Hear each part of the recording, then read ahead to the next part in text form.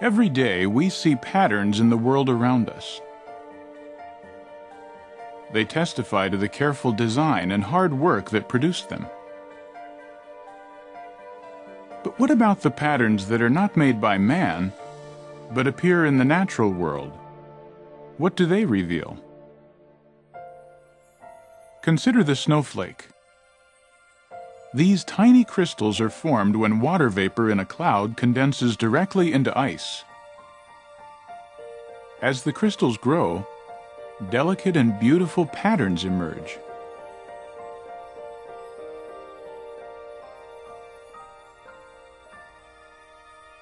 Look more closely at the pattern within a single snowflake.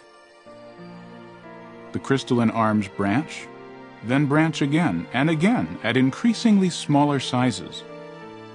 Mathematicians studying this concept of self-similarity use the term fractal to describe a shape that has a consistent, repeated pattern at multiple scales. Where else can fractal patterns be seen in the natural world? Trees can demonstrate a degree of self-similarity. The trunk splits into limbs, which split into branches, then twigs, and so on. We see a similar type of fractal pattern in the leaves of a fern. A different type of pattern, but one that is also a fractal, can be seen in the shell of the chambered nautilus. As it grows, the nautilus builds new, larger chambers and seals off the older, smaller ones that it no longer needs. The result is a spiral that is fractal in nature, maintaining a similar shape as it increases in size.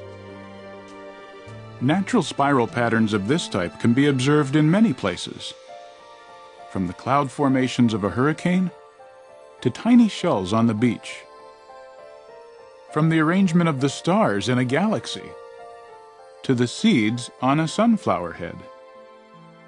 What causes these spiral patterns? In the case of the sunflower, it has to do with the specific angle at which new plant growths form.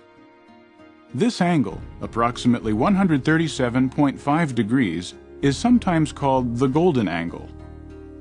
It results in an ideally compact arrangement with no wasted space and creates distinct spiral patterns.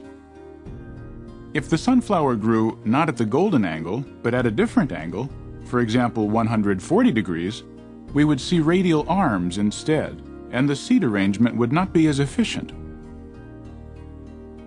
As we look even closer, we can discern a fascinating mathematical relationship between this golden angle and a series of numbers called the Fibonacci sequence. In this progression, each number is determined by adding the previous two numbers together. Interestingly, these Fibonacci numbers can often be observed in plants. This sunflower has 34 spirals in one direction and 55 going the other way. Both of these numbers are in the Fibonacci sequence. A pineapple will often have 8 or 13 spirals. Flowers with a spiral growth pattern tend to have a Fibonacci number of petals. Why are these numbers significant? As the Fibonacci sequence progresses, the relationship between successive numbers comes closer and closer to defining the exact value of the golden angle. This intriguing mathematical relationship between the golden angle of plant growth and the number of resulting spirals reminds us that the patterns we see in the natural world are not merely accidental. Each one is a reflection of order and careful design. As we take time to examine these patterns more closely, we're filled with a sense of wonder at the workmanship of their designer, Jehovah God.